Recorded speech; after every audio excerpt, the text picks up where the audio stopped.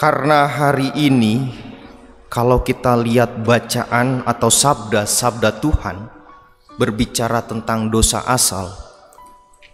Suatu saat saya pergi ke suatu lingkungan dan saya mempersembahkan perayaan Ekaristi. Dan kebetulan juga saat itu bercerita tentang dosa asal. Lalu saya bertanya kepada umat yang hadir di tempat itu, apa itu dosa asal?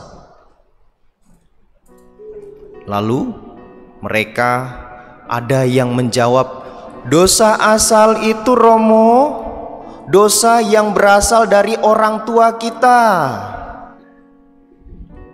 Biar kalau orang tua dengarkan seperti itu ya. Dan ada lagi yang mengatakan, oke, coba dosa asal itu apa? Ada yang mengatakan, dosa asal itu Romo, dosa yang dibuat karena asal-asalan.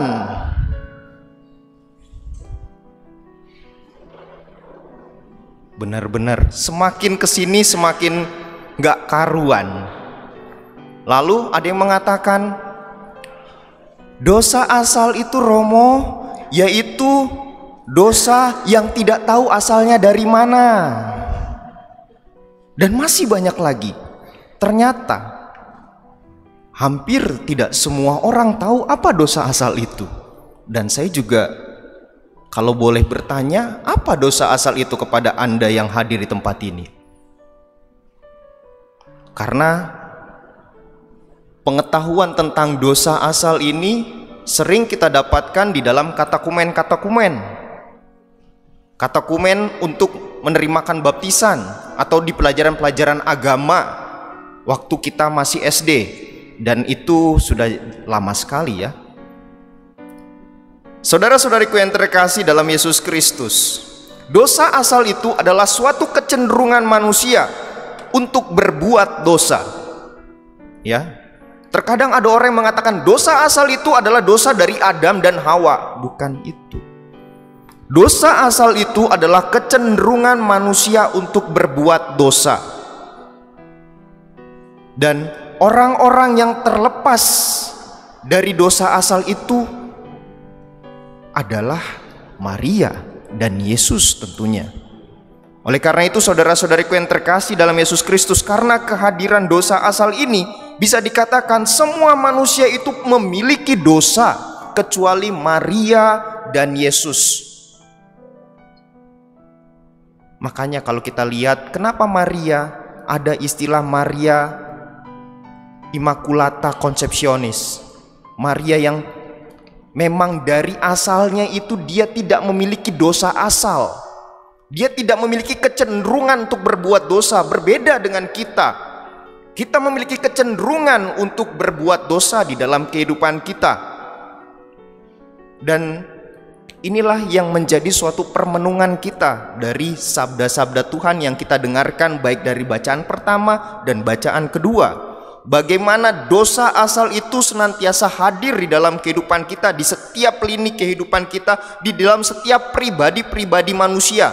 Namun kalau kita menyadari dosa asal itu ada di setiap manusia, apa yang harus kita lakukan? Terutama di dalam masa Prapaskah ini, di dalam masa Retret Agung ini, tidak lain yang kita lakukan adalah sadar kalau kita benar-benar berada di dalam dosa. Dan masa Retret Agung inilah masa di mana kita benar-benar memurnikan diri kita untuk terlepas dari segala dosa-dosa itu. Bukan sekedar dari dosa asal saja, tetapi dosa-dosa yang selama ini melekat di dalam diri kita. Kalau udah nggak sadar ya susah, wes angel ya.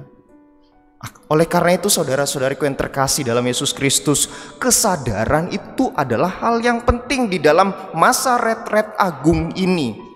Lalu kalau kita berbicara tentang dosa, tentu ada namanya godaan. Godaan yang kita dengarkan di dalam sabda pada hari ini ya memang cukup unik. Bagaimana iblis itu benar-benar menggoda kita, bahkan dengan cara yang sangat unik menurut saya. Kalau kita lihat di dalam sabda pada hari ini, iblis menggoda manusia yang ditampilkan oleh sabda pada hari ini. Yang pertama dengan cinta, yang kedua dengan sabda Allah. Ini sangat unik menurut saya. Yang pertama dengan cinta, bagaimana manusia pertama Adam dan Hawa jatuh di dalam dosa. Karena cintanya Adam kepada Hawa, ia pun percaya apapun itu ia lakukan, bahkan ia mau menerima buah itu. Dan ini bisa dikatakan kerap hadir di dalam kehidupan kita. Terkadang cinta-cinta buta itulah yang terkadang hadir di dalam kehidupan kita. Kita tidak bisa membedakan ketika kita sudah jatuh di dalam cinta. Kita tidak bisa membedakan mana yang baik, mana yang benar. Oleh karena itu saudara-saudariku yang terkasih dalam Yesus Kristus, ketika cinta itu benar-benar hadir di dalam kehidupan kita, yang kita lakukan tidak lain adalah menghadirkan Tuhan itu yang adalah cinta sejati. Jangan sampai kita melakukan cinta di dalam kehidupan kita, di dalam rumah tangga kita, di dalam pasangan kita adalah cinta yang semu. Bukan karena cinta sejati dari Yesus Kristus itu sendiri. Dan cinta sejati dari Yesus Kristus itu syaratnya adalah pengorbanan dan penyangkalan diri. Lalu yang kedua, kita bisa melihat dengan sabda. Bayangkan, Yesus yang adalah Allah, cara iblis untuk menjatuhkan Yesus, untuk menggoda Yesus dengan sabda-sabda. Dengan 3 kali iblis menggunakan sabda-sabda Allah.